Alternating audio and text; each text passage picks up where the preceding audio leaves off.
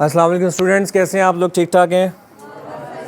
माशाल्लाह। बहुत अच्छा मुझे लगा कि सर शरोज़ ने इतना अच्छा इनिशिएटिव लिया जो कि मैंने इस तरह के इंस्टीट्यूट्स में नहीं देखा।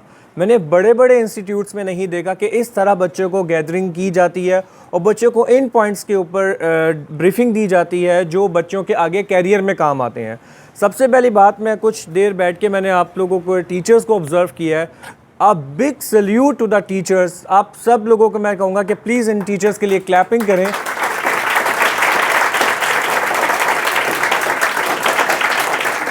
उन्होंने जिस तरह स्लाइड्स बनाई और जिस तरह आपकी जो टीचर्स हैं वो उन्होंने, और यहाँ पे जो हमारे कुछ मेल टीचर्स आए इतने एनर्जेटिक। इस टाइम आपको जो फैकल्टी मिली हुई है, आपको जो टीचर्स मिले हुए हैं, आप लोगों के ऊपर अल्लाह की खास रहमत है जो आपको इतनी अच्छी फैकल्टी मिली हुई है। ये मैं वाकई अपने दिल से बोल रहा हूँ, क्योंकि मैं जब बैठ के देख रहा था तो मैं बहुत इंस्पायर हुआ कि जिस तरह इन्होंने स्लाइड्स तैयार की हुई हैं, जिस तरह मेहनत की हुई है। ये सब किस लिए की है? ये सब मैंने किसी और इंस्टीट्यूट में नहीं देखा कि एक एक पॉइंट करके बच्चों को बता रहे हो कि बेटा आप लोगों के लिए ये पॉइंट्स हैं, इस तरह आप लोगों ने आगे जाना है।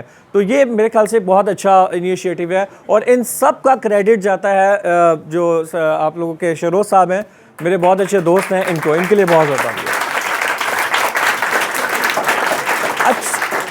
अच्छा स्टूडेंट्स, टाइम को नज़र रखते हुए मैंने एक पॉइंट जो मैं कुछ अर्सा पहले अपने स्टूडेंट्स को बता रहा था पंजाब कॉलेज में, और मैं पंजाब कॉलेज में लेक्चरर के साथ साथ मेरा एक छोटा सा बिज़नेस भी है, वो भी करता हूँ। तो मैं एक चीज़ आपको बताना चाह रहा हूँ जो शायद हर बच्चा सोचता है। आप लोग फिज़िक्स, केमिस्ट्री, मैथमेटिक्स, बायोलॉजी सब पढ़ते हैं। आप लोगों के जहन में एक बात आती होगी, सर हम क्यों पढ़ते हैं? क्या इससे हमें x plus x 2x x dot x square atom मिलता है, मॉलिक्यूल बनता है, ये फिजिक्स में एक एनर्जी प्रोड्यूस होती है? ये सर इन सब चीज़ों का क्या फ़ायदा हो रहा है? ठीक है, हमने पढ़ा, हमने नंबर लिए, हमारे नंबर आ गए, डेट सेट। सर इससे हमें इसकी प्रैक्टिकल एप्लीकेशंस कहाँ पे यूज़ होंगी?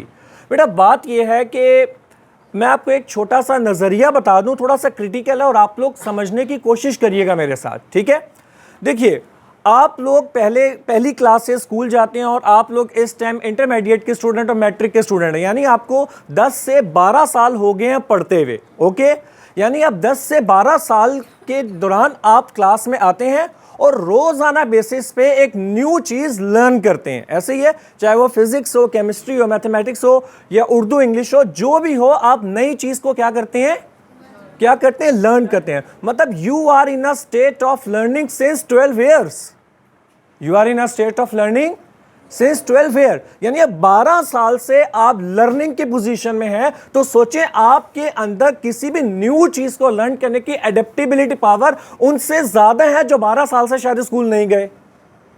समझ आई मेरी बात? जो 12 साल से स्कूल नहीं गए या ऐसे लोग जिनको स्कूल जाने का मौका नहीं मिला, उनका माइंडसेट न्यू चीजों को लर्न करने का इतना एलिजिबल नहीं है जितना एलिजिबिलिटी आपके दिमाग के अंदर है। बिकॉज आप लोग 12 साल तक डिफरेंट सब्जेक्ट हर रोज एक नई चीज को लर्न करते हो। आपके दिमाग के अंदर एडेप्टेबिलिटी पावर बाकी उनसे ज्यादा है जो शायद कभी स्कूल नहीं गए या जो किसी दुकान में बैठे हुए हैं। सुबह उनको एक बाइक का नट टाइट करना पड़ता है तो शाम को भी उसी जगह पे नट लगाओ तो वहीं पे वही टाइट करना होता है। एक ही जैसी बाइक्स हैं, एक ही जैसा काम है जो उन्होंने सुबह से लेके कहां तक करना है? शाम तक करना है। लेकिन आप सुबह आते हो, डिफरेंट किस्म के आपके लेक्चर्स होते हैं, डिफरेंट सब्जेक्ट्स पढ़ते हो, डिफरेंट सब्जेक्ट्स में डिफरेंट चीजें, यानी आप 8 बजे से लेके 2 बजे तक पता नहीं कितना कुछ सुन के सीख के जाते हो। हर रोज एक नई चीज लर्न कर रहे हो। तो एजुकेशन आपको क्या सिखाती है? एजुकेशन आपको मोड ऑफ थिंकिंग सिखाती है। मोड ऑफ थिंकिंग सिखाती है, ठीक है? अब मैं बाय प्रोफेशन टीचर हूं। मेरे वालिद साहब ने मुझे कहा कि तुम उठ के बिजनेस में आ जाओ। मैंने कहा मैं बिजनेस नहीं कर सकता। तो उन्होंने कहा नहीं तू कर सकता है। मैंने कहा कैसे कह सकते हैं कि मैं एकदम से आऊं और बिजनेस करने लग जाऊं? उन्होंने कहा नहीं तू कर सकता है। मैंने हिम्मत की, मैंने कहा चलो देखते हैं कि मैं कर सकता हूं कि नहीं कर सकता। तो मैंने कुछ अर्सा गुजारा, 6 महीने में मैंने सारी बिजनेस की टेक्निक सीख ली। क्यों? अब इसी के दौरान मेरे कुछ और जानने वाले हैं जो बरसों से बिजनेस कर रहे हैं लेकिन उनको अभी तक भी ठीक से तरीकाकार नहीं आया। क्यों? मैंने जो एजुकेशन लिया जो 18 साल यानी 18 ईयर एजुकेशन 16 ईयर एजुकेशन जो मैंने पढ़ा, मैं 16 साल से न्यू चीज़ों का मेरे दिमाग एडेप्टेबिलिटी पावर ज़्यादा है। 16 साल से मेरे दिमाग की एडेप्टेबिलिटी पावर क्या हो गई? ज़्यादा होगी। अब इसके एवज ऐसे लोग जो स्कूल कॉलेजेस या यूनिवर्सिटीज नहीं गए, उनके अंदर किसी न्यू चीज़ को अडॉप्ट करने की पावर नहीं है। एजुकेशन आपको ये सिखाती है व्हाटएवर, आप चाहे केमिस्ट्री फील्ड में जाओ, बायो में जाओ, फिजिक्स में जाओ, जहां कहीं भी जाओ, लेकिन आप सबके अंदर न्यू लर्निंग कैपेसिटी ज़्यादा है। इसीलिए आप कहते हो पढ़ा लिखा। आप अक्सर हम लोग घर में क्या कहते हैं? घर में सुनने में आता है वो पढ़ा लिखा है। जब हम कहते हैं ये पढ़ा लिखा है तो मुझे आप लोग बताओ कि आपके ज़हन में दूसरी बात आती क्या पढ़ा हुआ है? ऐसे ही है। लेकिन हमारे घर वालों के लिए इतना काफ़ी होती कि ये क्या है? पढ़ा लिखा है। क्योंकि पढ़ा लिखा बंदा वो होता है जो हर नई चीज को इतना जल्दी अडॉप्ट करके उसको ठीक कर लेता है जितना दूसरा बंदा नहीं कर सकता। This is the main power of the education which you are getting. Understand my point? एक तो ये होता है। दूसरा पॉइंट बेटा सबसे इंपॉर्टेंट, जिस स्टेज पे आप लोग बैठे हो, आप लोग जिस स्टेज पे बैठे हो, अब यहां पे जो आपकी फैकल्टी बैठी है, इन सबके दरमियान एज गैप है। क्या है? एज गैप का मतलब होता है कि आपका जो दिमाग है वो आपके टीचर्स के दिमाग जैसा नहीं है। Because there is no substitute of an experience except time. मतलब टाइम के वक्त के अलावा और आप किसी तरह से एक्सपीरियंस हासिल नहीं कर सकते। बात मानते हो इस बात की? अब बेटा आपको वो गाइड करते हैं, जैसे आज ये पर्पस है सेमिनार का कि आपने आगे फ्यूचर में यूनिवर्सिटीज़ जाना है, आगे आपने अपनी यूनिवर्सिटीज़ का इंतखाब करना है। वो कैसे करना है? वो अब जब आप इंटरमीडिएट पास करोगे तो सबसे बड़ा चैलेंजिंग पॉइंट क्या होता है? और आप पता है मैं बड़ी कमाल की और अथेंटिक आपको बता रहा हूँ, बिकॉज हम पीजीसी में ये सर्वे कंडक्ट करते रहते हैं।